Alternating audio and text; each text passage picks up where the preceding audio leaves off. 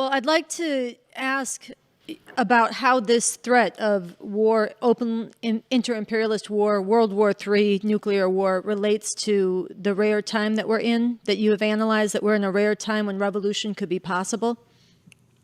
Well, I think what it does is underline the urgency of the situation. It just, puts it in very sharp relief that, actually making revolution. I mean, you can imagine if you made revolution in this country, what the effect that would be in the world as a whole, including for the masses of people in these other imperialist countries, whether you're talking about Germany, France, and so on the side of the US, or in Russia or China for that matter. Imagine in China, which still pretends to be socialist, it hasn't given up the pretense. Imagine if there were an actual revolution, working to establish socialism in this country. Imagine the effect on the masses of Chinese people, as well as the people in Russia and people throughout the world. So, this underscores the urgency of the situation.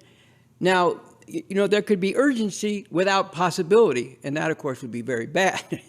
But as I've written, in the work you referred to, something terrible or something truly emancipating, there's also what's going on within this country with the divisions within the ruling class, which are unprecedented, haven't happened, before, since the Civil War, essentially.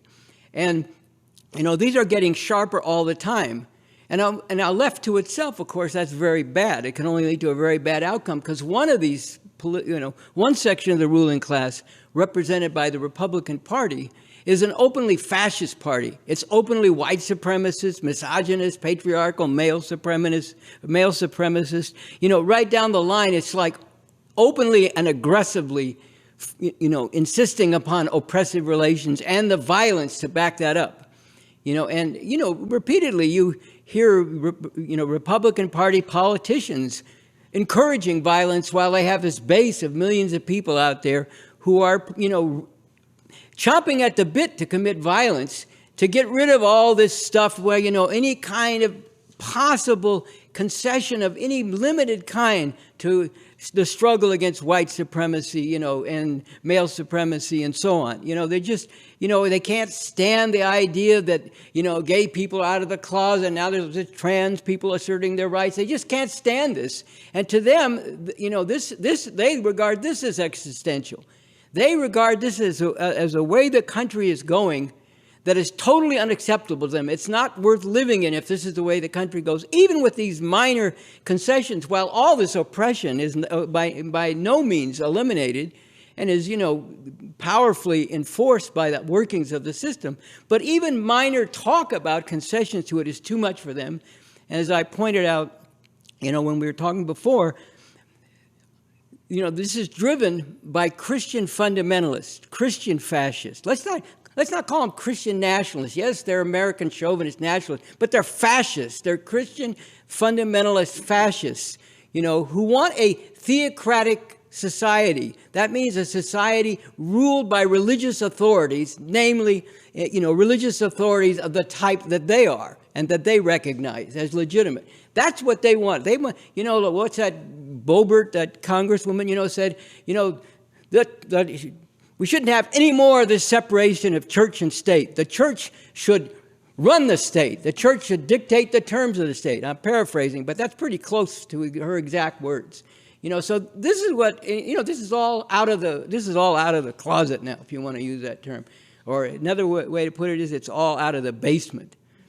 I referred to this before. Richard Pryor, I think I said it was the 70s, maybe it was the 80s, but he used to have this routine talking about fascists, Nazis, fascists, same thing, fascists, Nazis. Nazis were the particular fascists in Germany, but they're, means the same thing. And he had this routine where he'd say, brothers say, I ain't scared of no Nazi. Hey, Mr. Nazi. And Richard Pryor say, no, man, if you see a Nazi, you're going to be running as fast as you can. And then he goes on, he says, they got all these people chained up down in the basement.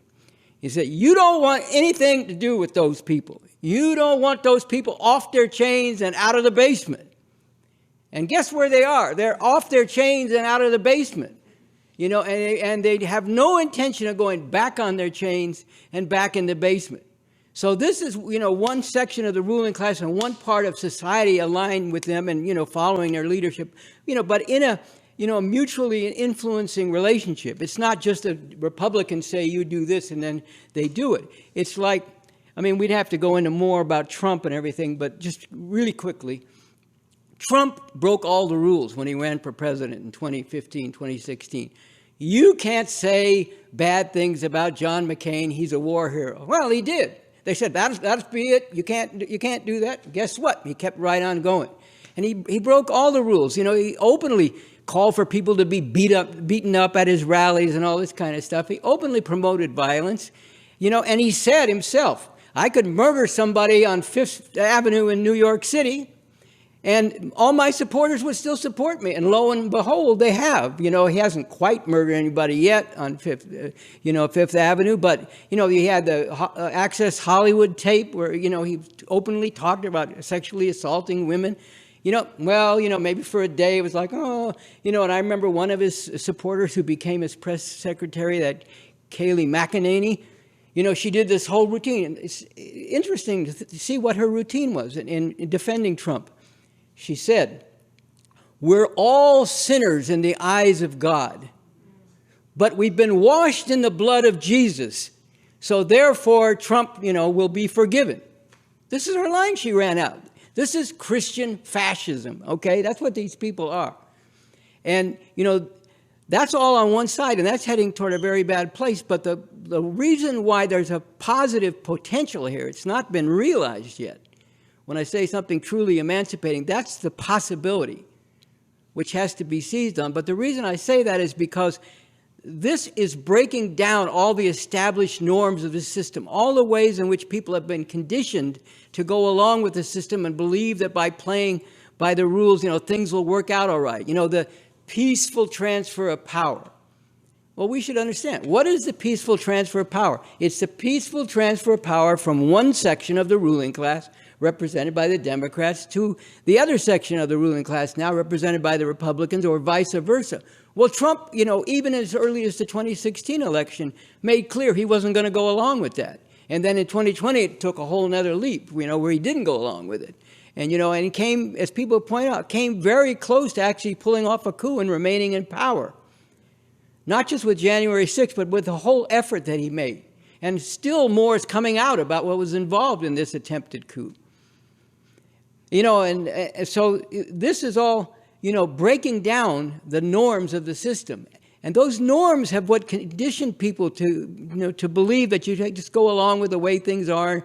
You may not like how they're going now, but then next time you have a chance to vote. And I see all these commentators coming on, and making good analysis of this Christian fundamentalism, although they won't call it Christian fascism. But then what do they end up saying? Well, we have the power to stop this because we can vote.